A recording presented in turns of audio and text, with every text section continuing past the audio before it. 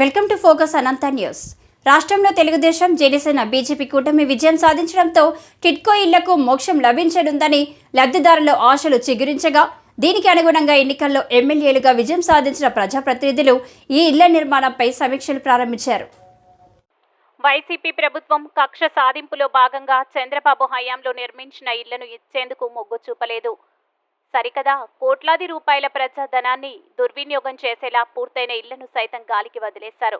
దీంతో ఆ టిడ్కో ఇళ్లు పాములకు నిలయాలుగా మారాయి. అనంతపురం నగర పరిధిలో సింగిల్ బెడ్రూమ్, డబుల్ బెడ్రూమ్లు కలిపి 6,000 ఇళ్ల నిర్మాణం చేపట్టారు. వైసీపీ ప్రభుత్వం కొలువు తీరే నాటికి సగానికి పైగా ఇళ్లకు పైప్ లైన్లు, విద్యుత్ అందించగా వాటిని లబ్ధిదారులకు అందించడంలో తాత్సారం చేశారు. దీంతో కొండంత ఆశలతో ఉన్న లబ్ధిదారులకు నిరాశ మిగిలింది.